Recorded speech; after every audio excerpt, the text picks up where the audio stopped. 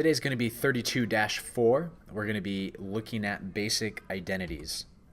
And so you're going to be able to use identities to manipulate an expression or equation. Now, the identities that we've gone over so far are the reciprocal identities and the quotient identities. And so the reciprocal identities we know as sine of u equals 1 over cosecant of u, cosine of u equals 1 over secant of u. Now, I just used u as an angle. It could be theta, it could be x, it could be any angle. And so because the reciprocals, mathematically, for us to be able to represent reciprocals, is we represent it as 1 over. So sine of u is 1 over cosecant of u. Tangent of u is 1 over cotangent of u. Then we also know the quotient identities. We said that we can express tangent in terms of sines and cosines, cotangent in terms of cosine and sine. And so we can go through and we can express these in its different formats, and you're going to see how all of this is going to kind of fit together kind of shortly. Now, to add a list of identities, we're going to add the Pythagorean identities. Now, these are going to be the basic Pythagorean identities right here. The first one starts with sine squared plus cosine squared equals 1. Now, to help us memorize that, and for you guys, this will be really helpful. You can go up to a girl and be like, hey, I'll be sine squared of you. You can be cosine squared u. So when we're together, we're 1. It's so cute. But anyways, from here, you can create the other identities. So for example, what if I divided everything by sine squared u?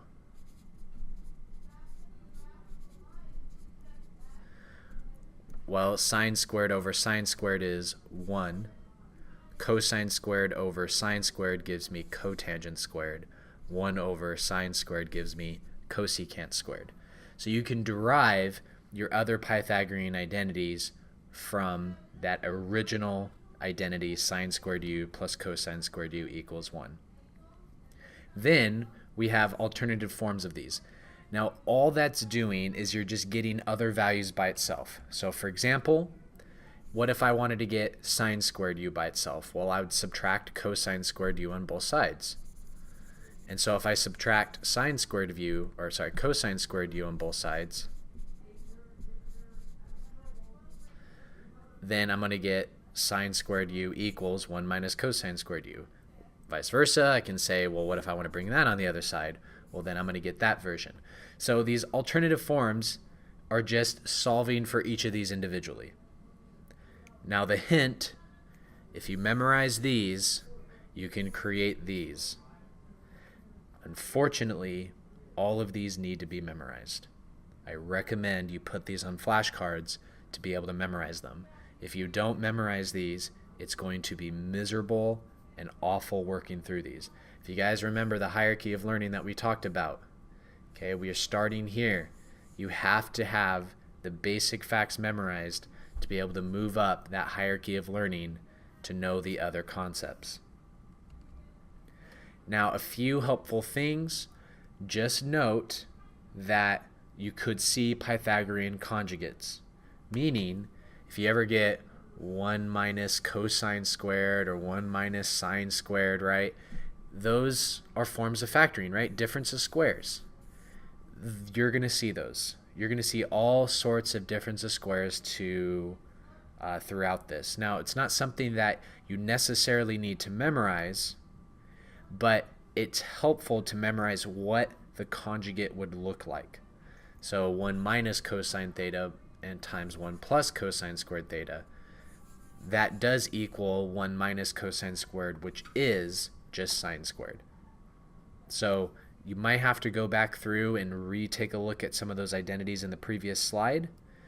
It makes sense. Maybe focus on this for like a minute and kind of take a look at that. But like I said, you don't necessarily need to memorize all the identities, but you need to memorize that the conjugates are going to equal pretty nice values. Now, a few strategies to kind of verify these identities. Try working on the more complicated side.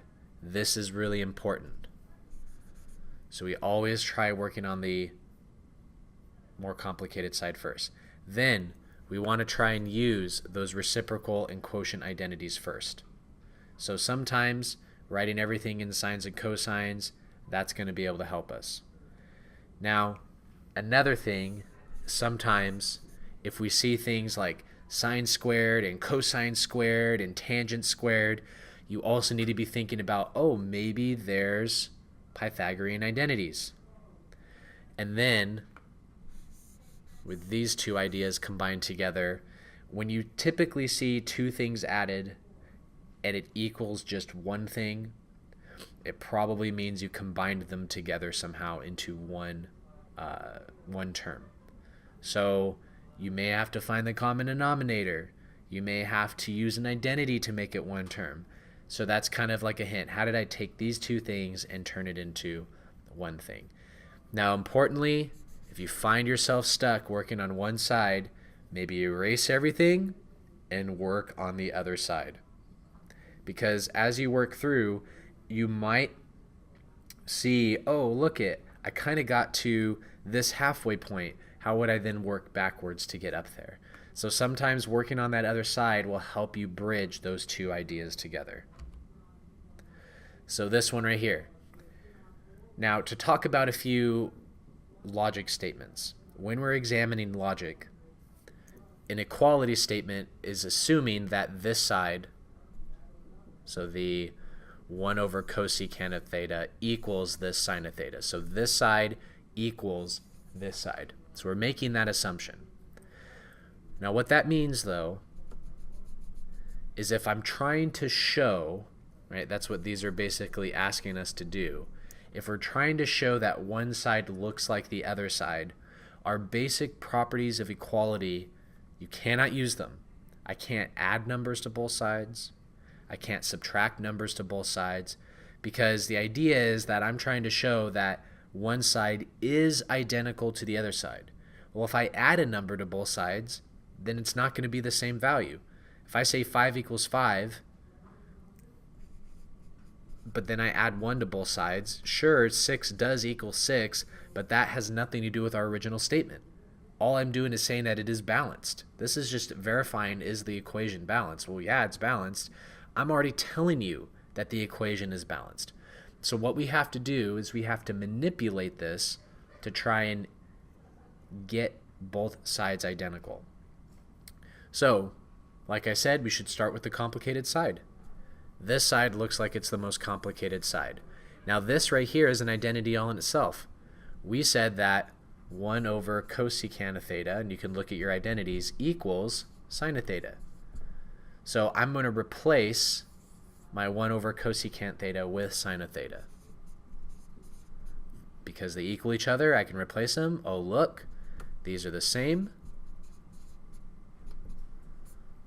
I'm done. I have showed that those two values are equal to each other. Let's look at another one. Tangent of theta equals sine of theta times secant of theta. So thinking forward, well, I know that tangent of theta is sine of theta over cosine theta. I'm just kind of like thinking ahead. I know I can't add anything to both sides. I'm going to kind of keep these separate. This looks like the more complicated side here, so I'm going to use that side. Well, I already have a sine on top.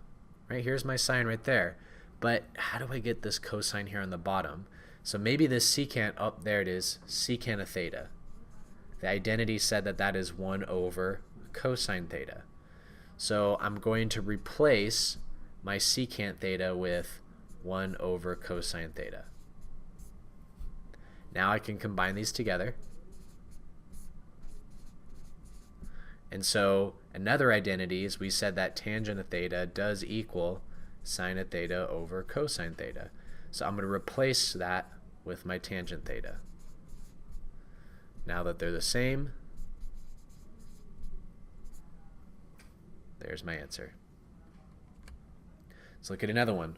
Whew. This one right here. Now this is a conjugate. Both secant in the first space, tangent in the second space, one's plus and one's minus, right? Here's our minus and there's our plus. So these are conjugates of each other. So it does look like the more complicated side, so I'm going to use the complicated side, multiplying everything through, you're going to get secant squared theta minus tangent squared theta. Oh, now this is kind of visually weird. So I need to start thinking through my identities. All right, well, I do have the Pythagorean identity 1 plus tangent squared theta equals secant squared theta. So I want to try and manipulate this statement to where maybe I can get a secant squared theta minus tangent squared theta. So if I actually subtract tangent squared theta on both sides, I'm now going to have 1 minus secant squared theta, 1 equals secant squared theta minus tangent squared theta. So now I know I verified that statement equals 1, so now I can replace this statement with 1. Well, 1 equals 1, therefore I'm done. Next one. So I said we should start with the one that looks the most complicated. Both of them look equally complicated. This one, maybe because it has more stuff there, maybe I can simplify this a little bit better. So we're going to do that. So the first thing, looking at this, I don't know how a secant and tangent relate to each other, because they don't. There was no identity that said secant theta equaled something in tangent. But it looks like, looking forward, right, looking towards this, I end up with cosines and sines. So maybe that tells me I need to switch all of my values here into sines and cosines. Well, we said that secant theta, look at your identity, secant theta equals 1 over cosine of theta. And then I still have this 1, and then tangent in terms of sine and cosine, we said is sine of theta over cosine theta. Whoa, well, this still looks pretty darn complicated. Now looking forward still, everything's in sines and cosines now, so we're good there. But notice that this is one term. Well, it looks like I have 2 terms down here. This looks like it's 1 term up here, but this looks like it's 2 terms. So maybe I need to combine things together. So common denominator. Well, this is going to need a cosine theta over cosine theta. So I'm going to get 1 over cosine theta over, now because the denominator is the same, I can add these, or in this case subtract these together. So I get cosine theta minus sine theta, and that's going to be all over cosine theta. Now as a shortcut, those cosine thetas cancel out, and I'm going to be left with 1 over cosine theta minus sine theta. Oh, look at that. They're the same.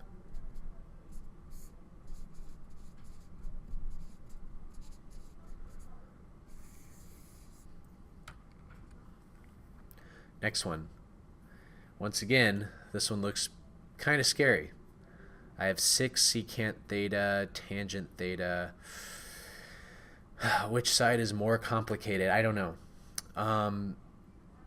The issue that I would have here is, notice how these are 2 things and this is only 1 thing. Maybe for the fact that there's 2 terms here, that makes it a little bit more complicated. So to be able to do this, I should find the common denominator. So the common denominator is going to be, this is going to need a 1 minus sine theta. 1 minus sine theta. This side over here is going to need a 1 plus sine theta.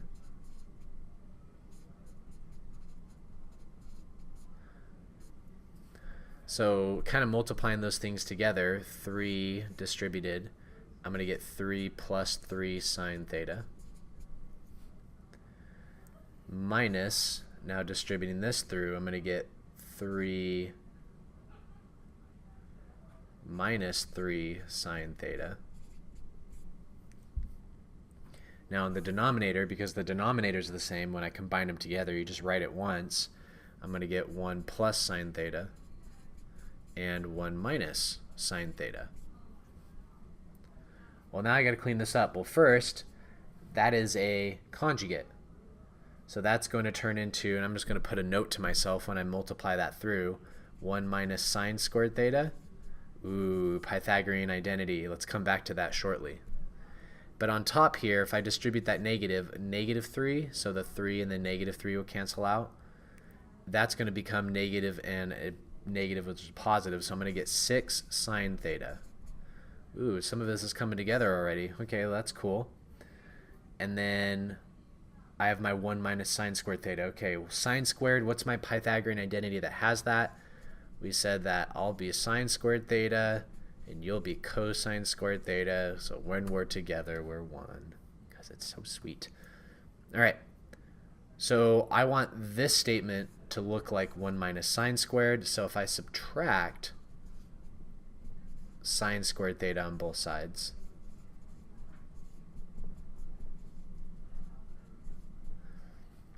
I know that the 1 minus sine squared theta is cosine squared theta. So we're working along, but it still says secant, and I have a tangent. So maybe I need to think just a little bit off to the side here. Well, secant is 1 over cosine theta. Tangent is sine over, look at that. I have my 2 cosines on the bottom, so I need to break this up. So I'm going to get 6, 1 over cosine theta, and then sine theta over cosine theta.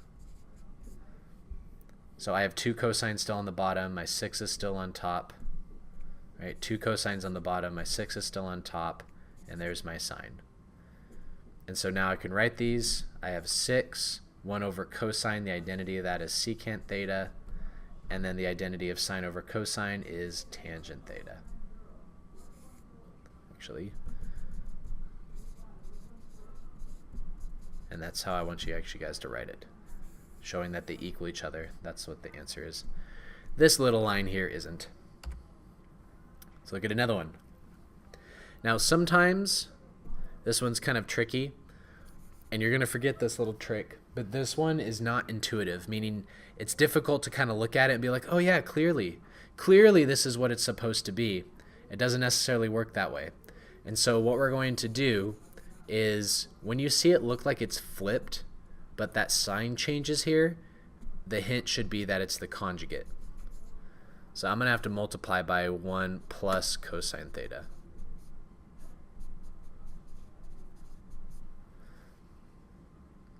Now I'm not going to multiply everything through. I'm going to still leave the top factored. But in the bottom, when you multiply all that through, you're going to get 1 minus cosine squared theta. Now, using the Pythagorean identity,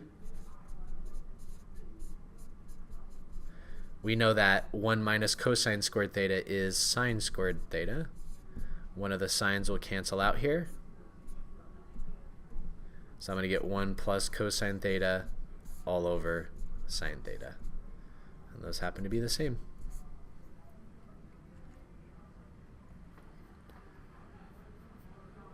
Now practicing a few of these. So in this one here, cosine of theta, my secant of theta, that identity is 1 over cosine theta. Cosines cancel out, I'm left with 1. 1 does equal 1. Maybe go ahead and give this one a try. So we know that this is still sine theta. My cosecant is 1 over sine theta. And so those are going to cancel out and I get 1. So 1 does equal 1. For this next one here, cosine theta over sine squared theta.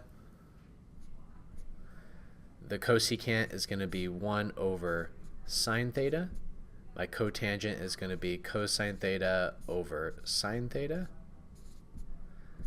1 times cosine theta. And then I have my sine squared theta. And you're probably thinking, well, why did I choose that side? You know, partially it's because I've been doing this a lot, but the other side, this looks a little more complicated. I have 2 things going on, and over here I just have 1 thing going on. So there's 2 things, and over here it looks like it's just 1 big thing. So it's just one of those things, and so those are the same. So closing of today's lesson, what did we learn today? Well, we learned about identities and how to use the identities and how it's applied to logic within our equality statements. So I want you to know from you guys, what are the Pythagorean identities, and name a logic rule that I discussed and that we have to use when we're following the identities.